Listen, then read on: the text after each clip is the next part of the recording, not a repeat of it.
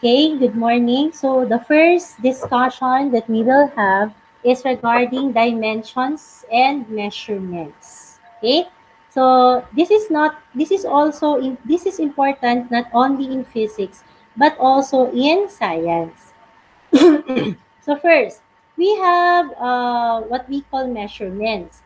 So take note, measurements consist of two parts. Meron tayong number at meron tayong units. So the units are yun yung apelyido ng number. For example, anong difference ng 10 kilometers sa 10 seconds, sa 10 pesos, sa 10 meters, sa 10 kilograms?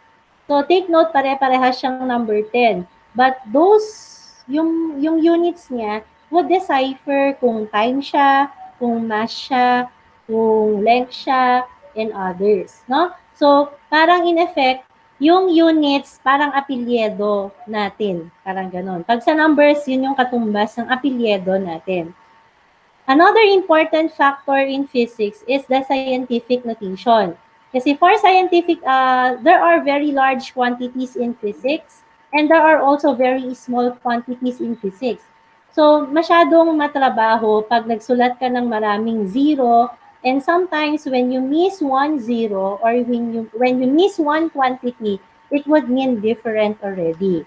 So, we have to express quantities in scientific notation. So, this is just a review. Dapat alam na natin to. Pag we move to the left, we count it to the left, we have the positive. Pag to the right naman, negative exponent. So, example, represent 93 million in terms of scientific notation. So, bilangin nyo yung zeros na yon. So, pag kinonvert nyo, it is easier to write 9.3 times 10 raised to 7 rather than 93 tapos 6 na zeros. Okay? So, another, we represent 0.00167 and it could be written as 1.67 times 10 to the negative 4. Okay, so mas madali siyang isulat compared pag maraming zero. And take note nga, sabi ko kanina, pag nag-miss ka ng isang zero, that would mean another thing. Okay? So example, write these ones in scientific notations. So this would become 5.842 times 10 to the 3. And the other one would become 6.3 times 10 to the negative 6. Yan. So for the units, there is what you call standard international units. So in length is in terms of meters, mass is in terms of kilogram, time is in terms of seconds, current is in terms of ampere, luminous intensity is in terms of candela, and amount of substance is in terms of mole. Take note of this one. Pag small letter M talaga. Magkaiba pag capital letter M. Magkaiba din ang ibig sabihin pag capital letter S. It is another quantity. Okay, so be very careful with that. We also have what we call derived units. For example, force is in terms of newtons, energy is in terms of joules, pressure is in terms of Pascal, power is in terms of watts. So these are different derived units of physics. Okay? So for units also, meron din tayong prefixes. Rather than writing also in scientific notation, we could use prefixes. For example, mega is capital letter M, kilo is small letter K, deci is small letter D, centi is small letter C, milli is small letter M, micro is mu, and nano is small letter n. We have to memorize this once. Dapat memorize nyo ito. Pag mega, 10 to the 6 yan. Pag milli, 10 to the negative 3. Yan yung sinasabi ko kanina na magkaiba ang small letter m sa capital letter M. Okay? So, again, meron din tayo mga fundamental equations. Anong importante dito? In measuring, we have to decipher kung inches nga ba ang ginamit natin or centimeters. Kasi a different unit would mean different thing. Kunwari, 1 peso is different from $1. So you have to convert. Let's learn how to convert things.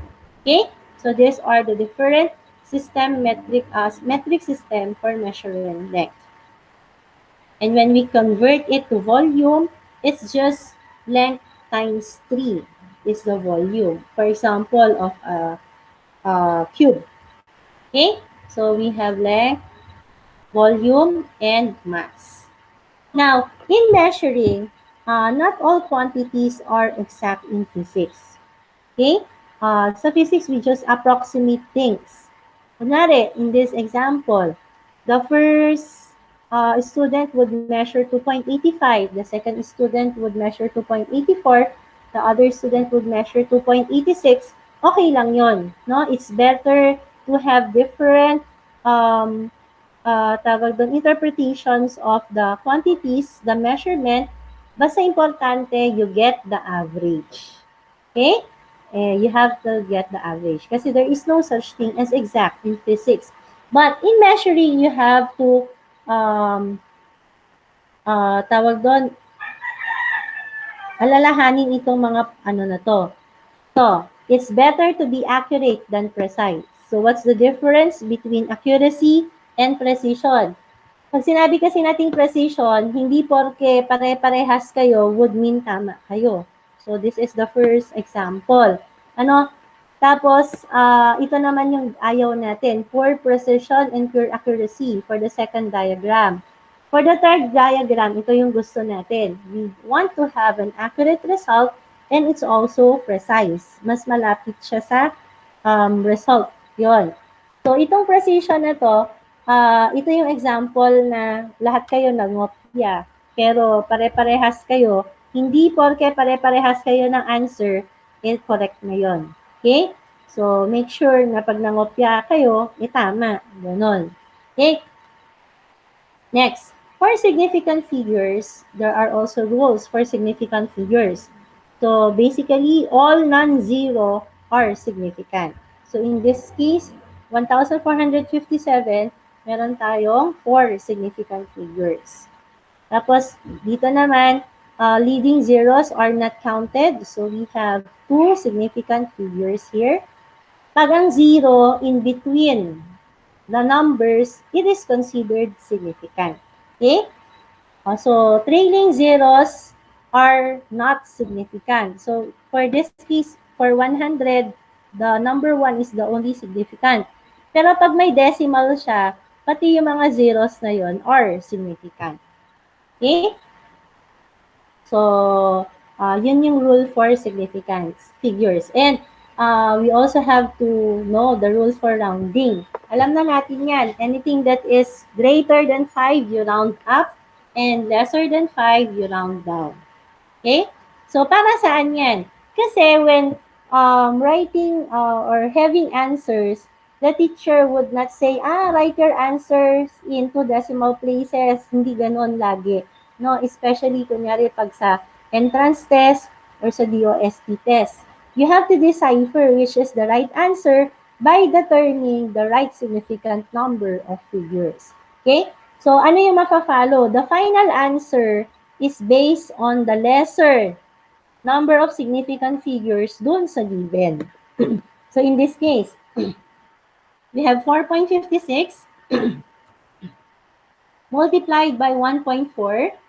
So, ito, 2 significant figures ito. Yung isa naman, 3 significant figures. The answer using your calculator, for example, is 6.384. The final answer is rounded off to 2 significant figures. So you follow the lesser number of significant figures on the given, from the given, I should say. So ganito din siya sa division. So you follow the lesser. Okay? Next, for adding, you follow the lesser decimal place. So kunwari dito, 12.11, 18.0, 1.013. Yung 18.0, isa yung decimal place niya. So, the final answer is 31.1 kasi lesser significant, lesser decimal yon. So, you follow the 1 decimal place for the final answer. Okay? Okay, so it is very important. These ones are very important in measuring. Lahat ng mga measuring devices, iba-iba ang kanilang uncertainty. So, kunwari, ito yung importante. Kunwari sa gamot, 0.1 na sobra, pwedeng mamatay ang pasyente. 0.1 na kulang, hindi gagaling ang pasyente. So, these are very critical. Ano? So, next. Next.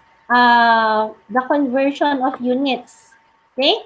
So, for converting, for example, katulad ng sabi ko, you convert $1 to peso, ilan yon? You have to determine the conversion factors. And I advise you to memorize it kasi, again, hindi siya open notes sa BOSA exam. Okay? So, these are the different conversion factors. Okay. So, for example, convert 2.85 to inches. So, the conversion factor is 2.54 centimeters is equal to 1 inch. So, when you convert it, so 2.85 is equal to 1.12 inches. Nasa baba yung centimeter para mag-cancel out. So, para saan tong conversion factors? Ito yung nakakalito sa physics, for example. Kasi sa physics, sometimes you have the given, hindi ka basta-basta mag-transpose or mag-evaluate ng values, hindi mo basta-basta i-multiply. Make sure that before applying the given to the equation, consistent ang inyong units. Okay? Be consistent with the units. Kasi kunwari, inches yung isa, centimeters yung isa, hindi consistent, mali na mamaya yung answers mo.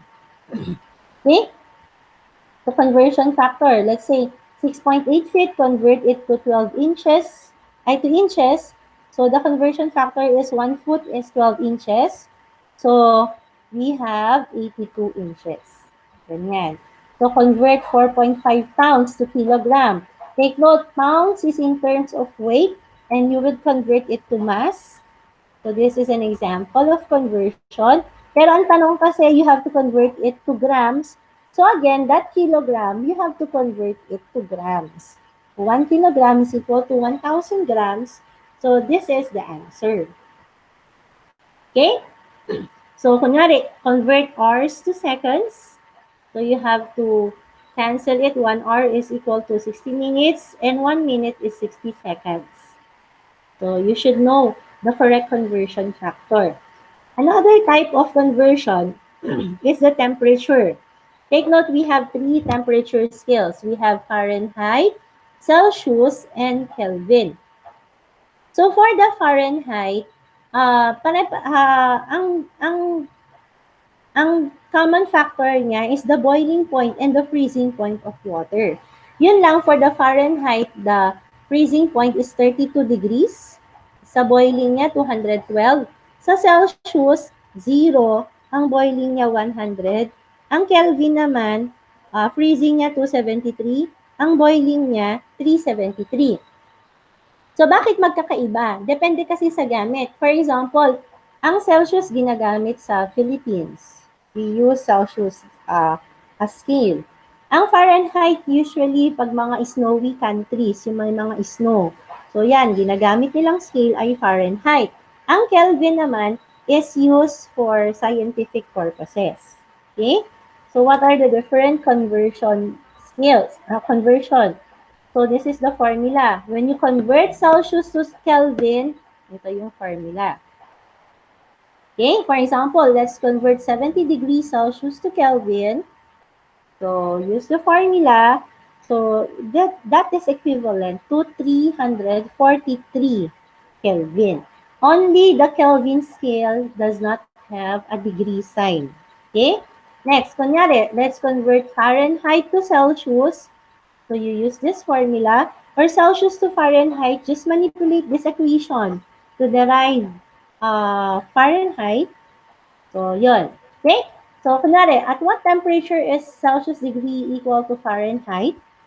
So, using the formula, you will arrive at a value of negative 40. So, at negative 40, dyan lang nag-i-equal ang Celsius sa Fahrenheit. So, you should learn how to convert. Another quantity is density. So density is the amount of matter present in a given volume of substance. Okay? So density is usually expressed in mass per volume, and it has the unit gram per cubic centimeter or gram per cubic milliliter. No? So for every object, there are different densities. Yes. So for example, what is the density of a mineral with a mass of 17.8 grams and a volume of 2.35 cubic centimeter? So ito ang density ng object na to. Okay, so just plug in the values to the given to the equation, I should say. So yan, so what is the mass? This time, ang tanong, what is the mass of the liquid which has a density of 0.85 gram per cubic milliliter? So, just manipulate the equation. Kailangan natin ang mass. So, ang mangyayari, it would be density times volume. So, yun yung mangyayari. And the answer is 42 grams. Okay, example. How do we convert 7.21 gram per cubic centimeter to kilogram per cubic meter? So, ito, yung gram, just convert it, no? 1 kilogram is 10 to the 3 grams and 1 cubic meter is 10 to the 6 cubic centimeter. And take note, lahat ng nasa taas is the numerator, multiply, lahat ng nasa baba is the denominator, you have to divide. So that you could arrive at this answer sa inyong calculator. Okay? So as I have said, you have to be consistent with the units. For example, convert 3 meters to centimeters, it would mean 300 centimeters.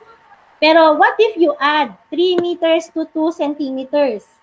Hindi pwedeng diretso. Okay, hindi pwedeng magiging 3 plus 2, 5 ito. Hindi pwedeng ganon. Okay, hindi pwedeng 3 meters plus 2, 32. Hindi ganon, no?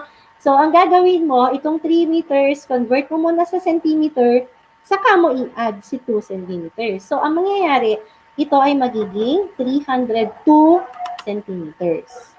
Okay? So, that is how we convert, those are the dimensions and how we convert the units. Okay? So, if you have questions, you could raise it now before we proceed to the next.